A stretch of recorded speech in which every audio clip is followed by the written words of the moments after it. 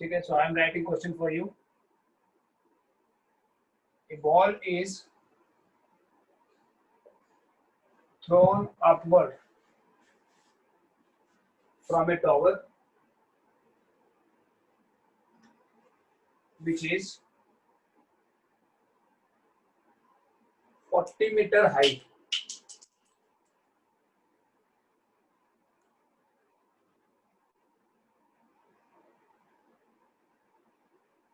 With a velocity of 10 meter per second.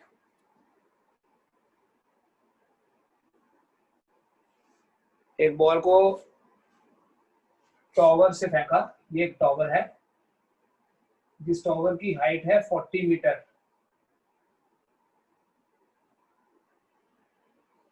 और इसको अपने वेलोसिटी दी 10 मीटर पर सेकेंड. यहां से ऊपर फेंका with A velocity 10 metre per second. It goes and comes like this. ठीक है, आपको कैलकुलेट करना है. Find the time when it strikes the ground. Find the time when it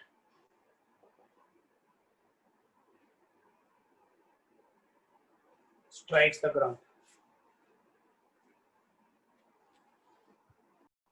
The motion of object can be like यहाँ से upward है, फिर downward same height तक पहुंचेगा और उसके बाद और नीचे आएगा. ठीक है, या तो हम ऐसे करें, ये देखें कि जब ये यहाँ से ऊपर गया कितना टाइम लगा, कितना डिस्टेंस ट्रेवल किया, फिर उस डिस्टेंस से वापस नीचे आया है, फ्री फॉल हुआ है, उसमें कितना टाइम लगा, दोनों टाइम्स को ऐड करते हैं. This is one method which is bit lengthy. ठीक है, it will be a lengthier approach. But अगर हम सीधा देखें कि हमने यहाँ से फेंका है और यहाँ गिरा है, since we have given velocity to it which is upward, but finally it is coming down, तो हम ये जो एक्सप्रेशन है हमारे पास, हमने टाइम निकालना है ना, डिस्प्लेसमेंट हमें गिवन है. देखो क्या डिस्प्लेसमेंट गिवन है. Since velocity और displacement की directions opposite है, velocity ऊपर की तरफ है, it is coming down finally. So here s equals to minus h. ठीक है, ये h है which is 40, given है 40. u कितना दिया है, ऊपर की तरफ u दिया है 10 मीटर पर सेकेंड और g क्या लेंगे, we have thrown it up, तो g will be minus 10 meter per second square. You can also take minus 9.8 metre per second square. Minus 10 ले लोगे तो थोड़ा इजीली हो जाएगा ये. ठीक है, now how to proceed? Just put the values here. We have given velocity 10, so I write therefore minus h is equal to ut minus 5t square. ठीक है, ये मैंने बना लिया बेटा सिचुएशन के अकॉर्डिंगली, इसको थोड़ा सा मैनिपुलेट कर लिया. अब यहाँ पर जो वैल्यूज गिवन है वो भी लिख लूंगा. s की जगह माइनस h लिखा. ठीक है, u की जगह भी मैंने u ही लिखा है. वैल्यू गिवन है, वैसे टाइम तो हमने फाइंड करना है. ये 1/2 into 10 को मैं 5 लिख रहा हूँ. माइनस आ गया because we are throwing it up. So when a body is thrown up the acceleration is negative. ठीक है, जब इसमें हम वैल्यू सब्स्टिट्यूट करेंगे, it will become minus 40 equal to 10t because u 10 है minus 5t square. ये हमारे पास एक क्वाड्रेटिक इक्वेशन बन जाएगी बेटा. अगर आप ध्यान से देखेंगे, this is now a quadratic equation and इस क्वाड्रेटिक इक्वेशन को आप सॉल्व करके निकालेंगे value of t. I can rewrite this equation as, I'll bring it here, 5t square minus 10t minus 40 equal to 0. 5 common ले लेंगे, it is t square minus 2t minus 8 equal to 0. ये equation बन गई. इस equation को solve करना है and t निकाल लेना है हमें. क्या करेंगे बेटा इसके बाद हम, I will write t equal to minus b plus minus square root of b square minus 4ac divided by 2a. Quadratic equation का सोल्यूशन है. So for t this will be 2 plus minus, this is square root of -2 का square हो गया 4 plus 32 divided by 2. So t आ जाएगा बेटा 2 plus minus 32 plus 4 is 36 will be 6/2. 2 plus minus 6/2. So either it is 2 plus 6/2 or it is 2 minus 6/2. So in this way it will be 6 plus 2 is 8/2 is 4 second or minus 1 second. Sorry, minus 2 second. But time cannot be negative. So this is not a possible value. The possible value is t equal to 4 second. ठीक है, एक बार देख लीजिए इसको.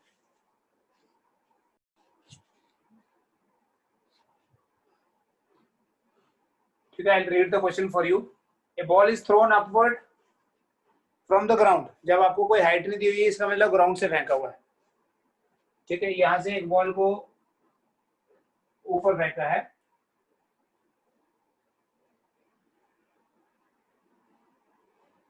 जब भी किसी ball को नीचे से ऊपर फेंकना होगा तो डेफिनेटली हमें कोई ना कोई उसको वेलोसिटी देनी पड़ेगी. सपोज इस बॉल को नीचे से ऊपर फेंका है और इसकी जो वेलोसिटी दी है that is u.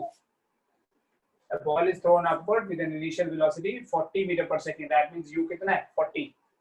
Calculate distance and displacement of the body. एक तो distance कैलकुलेट करें, ठीक है, distance, और दूसरा displacement कैलकुलेट करें इस बॉडी ने जो ट्रेवल की at the end of 2 second, at the end of 4 second, at the end of 6 second. So this is another question which will help you to understand the difference between distance and displacement, which will help you to understand कि ये जो equation है मैं यहाँ लिख लेता हूँ s equal to ut plus half at square. इस इक्वेशन में what is this s? This s is distance or displacement. ठीक है, we'll understand it with the help of this question. So the situation is like ground से एक ball को ऊपर फेंका. This is motion under gravity. ऊपर फेंका. सबसे पहले तो हमें ये पता करना पड़ेगा कि वो हाईएस्ट पॉइंट पे कितनी देर बाद पहुंचेगी. In what time will it reach the highest point? ठीक है, you know the formula. The ball will reach the highest point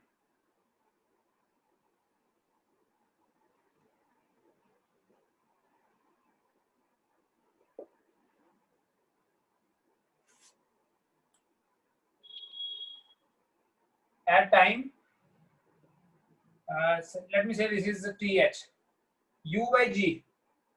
बताया था आपको ये फॉर्मूला मैंने 2 दिन पहले. So it will be 40/10. It is equal to 4 second. इसका मतलब यह है कि यहां से यहां पहुंचने में 4 सेकेंड लगे. तो बेटा देखो, ये पहले तो 2 टाइम है. 2 सेकेंड बाद बॉडी यहां से यहां कहीं होगी, ठीक है, या यहां कहीं होगी, मतलब इसी पाथ में कहीं ना कहीं होगी. So when the body is here on this path, जो डिस्टेंस है वही डिस्प्लेसमेंट है. तो for t equal to 2 second d और s बराबर है and that would be equal to what. कैसे निकालेंगे ut? 40 into 2 plus 1/2 into -10 because ऊपर फेंका है into t स्क्वायर. सो पहले 2 सेकेंड के लिए it will be 80 minus 20 equal to 60 metre. पता चल गया 2 सेकेंड, क्योंकि हमने ये पता कर लिया कि यहां से हाईएस्ट पॉइंट तक पहुंचने में 4 सेकेंड लग रहे हैं. तो ऑब्वियसली 2 सेकेंड के बाद तो वो बीच रास्ते में कहीं होगी. ठीक, तो अगर 2 सेकेंड बाद वो बीच रास्ते में कहीं है तो कितना मीटर हो गया? 80 मीटर हो गया. फिर 4 सेकेंड बाद तो वो हाईएस्ट पॉइंट पे पहुंची है. बेटा जब 4 सेकेंड बाद वो हाईएस्ट पॉइंट पे पहुंची है तो इसका ये मतलब हुआ वहां भी डिस्टेंस और डिस्प्लेसमेंट बराबर है. So for t equal to 4 second also distance और डिस्प्लेसमेंट इक्वल कर देना आपने. For t equal to second part, for t equal to 4 second, क्योंकि 4 ही सेकेंड लगे यहां से यहां पहुंचने में. 4 सेकेंड में तो वो स्ट्रेट लाइन ही हुआ. दोनों बराबर है, d और s बराबर ut plus half at square. u कितना है 40, 4 second 1/2 minus 10 into 4 square. So for this time it will be 160 minus, ये कितना बनेगा 16 का हाफ हो गया 8, दिस विल बी 80 मीटर। तो यहाँ से आपको ना एक चीज और पता चल गई, जब हम किसी बॉल को 40 मीटर पर सेकंड से ऊपर फेंकते हैं तो मैक्सिमम कितनी हाइट तक जाता है? 80 मीटर तक। मैक्सिमम हाइट पे पहुंचने में टाइम कितना लगा? 40/g, u/g होता है टाइम। तो यहाँ वो आ गया 4 सेकेंड और मैक्सिमम हाइट कितनी है? 80 मीटर। उसके बाद क्या हुआ, जो अगला टाइम था हमारे पास कि 6 सेकेंड बाद बताना है, तो अगले 2 सेकेंड के लिए तो बॉडी नीचे आ गई, because we have thrown it up, under gravity it comes down. But नीचे से ऊपर पहुंचने में अगर 4 सेकेंड लगे हैं तो ऊपर से वापस ग्राउंड में पहुंचने में भी 4 सेकेंड ही लगेंगे, बिकॉज जितना वेलोसिटी कम हुई उतनी ही बढ़ेगी।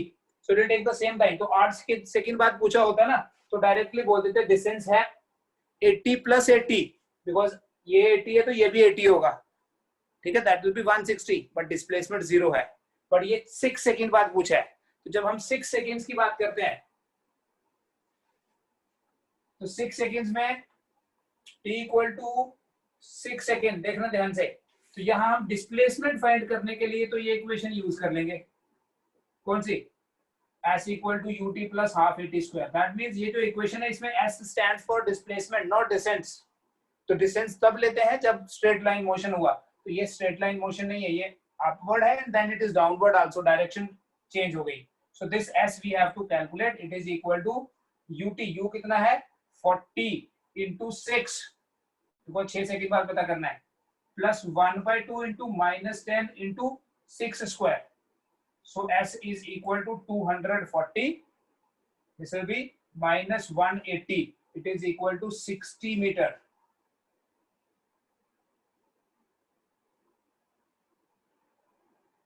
60 आएगा ना, 240 और ये बना 36, 180, हाँ 60 मीटर। इसका मतलब ये हुआ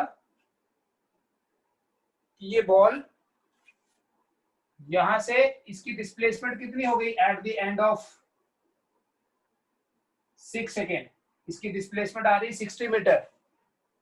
इसका मतलब ये 80 मीटर ऊपर गया होगा तो ऑब्वियसली 20 मीटर नीचे भी आया होगा ड्यूरिंग नेक्स्ट 2 सेकेंड्स। कौन से 2 सेकेंड? यहां से यहां पहुंचने में तो 80 मीटर ट्रेवल किया, टाइम लगा 4 सेकेंड, तो अगले 2 सेकेंड में 20 मीटर ट्रेवल किया होगा, तभी तो ये 60 आ रहा है। लेकिन यहां से डायरेक्ट लॉजिक लगा के देख लो, डिस्प्लेसमेंट तो हो गया आपका 80 - 20, 60 आ गया, बट डिस्टेंस कितना होगा? 80 + 20, दैट विल बी 100 मीटर। तो डिस्टेंस कितना आ जाएगा यहाँ 6 सेंटीमीटर में? अगर डिस्प्लेसमेंट 60 आया है विच इज 80 - 20, तो डिस्टेंस विल बी 80 + 20। ठीक है, इसको देखो बेटा, बॉडी नीचे आ रही है बट वी हैव, हमने जो एक्सेलरेशन का डायरेक्शन लेना होता है ना, वो पॉइंट ऑफ प्रोजेक्शन के हिसाब से लेना है। We have projected it up and finally आएगी नीचे, but we have projected it up, that is why we will always take this acceleration to be -g। मैं समझाता हूं क्वेश्चन है क्या। A particle of mass 1 kg, suppose ये एक particle है जिसका मास 1 kg है, has a velocity of 2 meter per second. Let us say this particle is moving in this direction, ये उसकी velocity है 2 meter per second, बाद में वैल्यू पुट करेंगे। इसके ऊपर एक फोर्स एक्ट कर रही है, जिस फोर्स का मैग्नीट्यूड है 2 Newton, acts in a on the particle for 1 second, कितनी देर के लिए?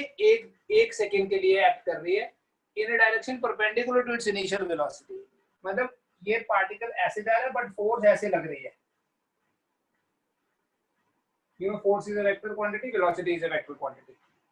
Then find the velocity and displacement of the particle. तो जितनी देर के लिए ये फोर्स लगी उतनी देर बाद, क्योंकि 1 सेकेंड के लिए फोर्स लगी है, तो 1 सेकेंड बाद आपको बताना है एक तो उसकी वेलोसिटी कितनी हो जाएगी, मींस आपको फाइनल वेलोसिटी निकालनी। देखो क्या क्या दिया हुआ है। सबसे इंपॉर्टेंट चीज यहाँ जो आपको नोट करनी है ना, वो ये दिए है कि फोर्स और वेलोसिटी आपस में परपेंडिकुलर है। जिस डायरेक्शन में पार्टिकल मूव कर रहा था, फोर्स उससे अपोजिट डायरेक्शन में लग रही है, और जो फोर्स की डायरेक्शन होती है वही तो एक्सेलरेशन की डायरेक्शन होती है। ऐसे तो न्यूटन सेकंड लॉ के accordingly we write A = F/m। What is F? कितने न्यूटन की फोर्स है? 2 न्यूटन की फोर्स है, divided by mass is 1 kg। तो एक्सेलरेशन जो है that would be 2 metre per second square. But इस एक्सेलरेशन की डायरेक्शन कौन सी है? इस एक्सेलरेशन की डायरेक्शन वेलोसिटी के परपेंडिकुलर है। मैं डायग्राम थोड़ी चेंज कर देता हूँ, ये u आ गया और ये आ गया मेरे पास बेटा a की डायरेक्शन, ये u की डायरेक्शन आ गई और ये a की डायरेक्शन आ गई। तो मैंने a फाइंड कर लिया, u ऑलरेडी गिवन था, ठीक है। t इक्वल टू 1 सेकेंड पे मेरे को ये निकालना है कि उसकी वेलोसिटी कितनी होगी, मींस फाइनल वेलोसिटी निकालनी है और s निकालना है, डिस्प्लेसमेंट निकालना है। How we find this final velocity s? sorry, v, we know v equals to u plus at, लेकिन या we know s equals to ut plus half at square। देखो अगर आप एक कॉमन अप्रोच लेके चलो, जो एक जनरल अप्रोच होती है, तो आप ये वेलोसिटी फाइंड करने के लिए u a t सब गिवन है, यहाँ डाल दोगे, यहाँ डिस्प्लेसमेंट में वैल्यू डाल दोगे तो आपके पास आंसर आ जाएगा। बोलोगे सही कर दिया हमने क्योंकि फॉर्मूले में वैल्यू डाली, सही फॉर्मूला है, but that will be a common approach, will give you a wrong result. क्यों? क्योंकि ये जो डेरिवेशन हमने की थी, याद करो बेटा, ये डेरिवेशन में वेलोसिटी और एक्सेलरेशन की डायरेक्शन सेम होती है तो प्लस लिखते हैं, अपोजिट होती है तो माइनस लिखते हैं, ठीक है। अपोजिट साइन के लिए तो हम नेगेटिव लिख देते हैं, बट यहाँ ना सेम डायरेक्शन है ना अपोजिट डायरेक्शन है। बेसिकली ये जो v है it is equal to u plus a into t, vector form है इक्वेशन की। तो u और a जो है ये आपस में परपेंडिकुलर है, एंड यू नो जब दो वेक्टर्स आपस में परपेंडिकुलर होते हैं तो रिजल्टेंट क्या होता है, याद है बेटा? जो जो हमने कैलकुलेशंस की वो हम यहाँ लिख लेंगे। u हमें गिवन था कितना, u कितना दिया हुआ है 2 मीटर पर सेकेंड, u हमें दिया हुआ है magnitude 2 metre per second. Acceleration हमने निकाल लिया, एक्सेलरेशन हमने निकाल दिया 2 मीटर पर सेकेंड स्क्वायर और टाइम हमें दिया 1 सेकेंड, ठीक है। मैंने खाली मैग्नीट्यूड लिखा है यहाँ। जब भी बेटा दो वेक्टर्स आपस में परपेंडिकुलर होते हैं, याद करो हमारे पास रिजल्टेंट का फॉर्मूला होता है square root of a square plus b square plus 2ab cos theta, and when the vectors are perpendicular to each other, ये वाला फैक्टर 0 बन जाता है, तब r कितना आता है, याद है आपको? दो वेक्टर्स अगर परपेंडिकुलर होते हैं तो r आएगा root of a square plus b square. अब ये u और a तो परपेंडिकुलर है, इसलिए जो v का मैग्नीट्यूड होगा that will be square root of u square plus at का स्क्वायर, ठीक है। मैग्नीट्यूड लिख लिया मैंने दोनों का। तो u का स्क्वायर कितना हो गया, देखो u का square plus a into t, 2 into 1, so that is equal to square root of 4 plus 4 root 8। तो आपका जो आंसर है ना, वेलोसिटी का मैग्नीट्यूड कितना है, that is 2 root 2 metre per second. This is the final velocity. अगर आप यहाँ वैल्यू डालते हैं ना, देखो आपके पास गलत आंसर आता, क्या होना था वो आंसर, u की जगह आपने लिखना था 2 प्लस 2 इंटू 1, तो आपका आंसर 4 आता, वो गलत होता। आंसर कितना है, रूट 8, ठीक है। So this is actually the scalar form. ये तभी वैलिड होगी जब डायरेक्शन सेम है या अपोजिट है, तो ये प्लस या माइनस आता है उस सिचुएशन में। बट यहाँ डायरेक्शन कैसी है, परपेंडिकुलर है दोनों एक दूसरे के। एंड सेम चीज बेटा दूसरे वाले में, we have s equal to ut plus half at square, but this formula can also be written in the vector form as s vector equal to u into t plus 1 by 2 a into t square. So what is the magnitude of s? Again देखिए ये दोनों आपस में perpendicular है। Vector क्या क्या है, velocity और एक्सेलरेशन, तो ये दोनों आपस में परपेंडिकुलर है। सो ut square 1 by 2 at square का स्क्वायर पूरे का हो जाएगा ना, ये a वेक्टर हो गया, स्केलर इनटू वेक्टर तो वेक्टर होता है, ये भी वेक्टर है ये भी वेक्टर है। तो ut u is 2 into 1 square, 1 by 2 2 into 1 का square, so this is equal to 4 plus 1, calculate करके देखो आपका आंसर आता है रूट 5 मीटर, ठीक है। इसमें डायरेक्ट वैल्यू डालोगे तो आएगा 2 इंटू 1 2 प्लस 1 बाय 2 3 आता आंसर, वो गलत होता। इस चीज का ध्यान रखना, ये वेक्टर क्वांटिटी से डील कर रहे हैं आप, ठीक है। थर्ड इक्वेशन एक बार फिर से देख लीजिए, we have v square equal to u square plus 2as. We know dot product of a vector with itself is equal to square of its magnitude. So it can be v dot v. U square is u dot u. 2as a dot s. It becomes as cos theta. तो theta 0 होगा तो 2as आ जाएगा. Theta 90 होगा तो v u के बराबर आ जाएगा. और अगर 180 होगा तो यहाँ माइनस आ जाएगा. मीन्स जब भी डिस्प्लेसमेंट आगे की तरफ हो रही है लेकिन एक्सेलरेशन या फोर्स उसके परपेंडिकुलर लग रही है, जब फोर्स डिस्प्लेसमेंट के परपेंडिकुलर होगी तो वेलोसिटी का जो मैग्नीट्यूड होगा वो चेंज नहीं होगा कभी. ठीक है.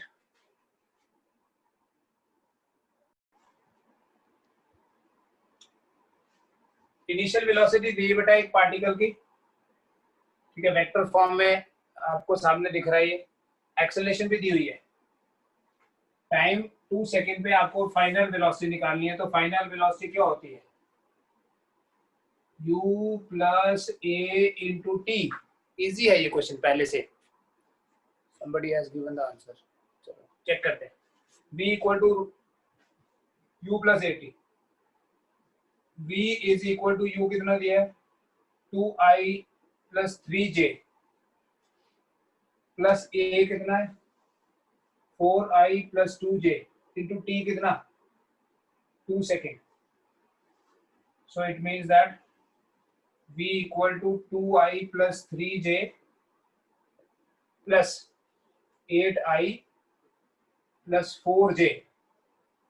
So बेटा ये v आपके पास आ जाएगा. 2i plus 8i कितना हो गया? 10i. 3i plus 4j कितना हो गया? 7j. So velocity क्या बन गई? 10i plus 7j. ठीक है. और t का वैल्यू 2 पुट किया मैंने. अगर आपको वेलोसिटी का मैग्नीट्यूड पूछा होता, हाल तो क्वेश्चन में तो खाली वेलोसिटी पूछी है, तो वेलोसिटी का तो यही है. अगर मैग्नीट्यूड पूछा होता लिखते हैं, क्योंकि आपको पता है i और j तो परपेंडिकुलर है. रूट ऑफ 10 जैसे वेक्टर का मैग्नीट्यूड निकालते हैं, so it would be root of 149. अगर वेलोसिटी का मैग्नीट्यूड पता करना होता तो रूट 149 आता. इसी तरह से अगर आपको डिस्प्लेसमेंट पता करनी है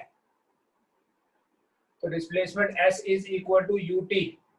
ut means 2i plus 3j into 2 ut plus 1/2a that is 4i plus 2j into t square. s is equal to ut plus half a into t square is 2 square. So s is equal to 4i plus 6j plus ये 2 का square 4 हो गया. 4/2 will be 2. 2 into 8 आ गया, 4 आ गया. 8i 4j.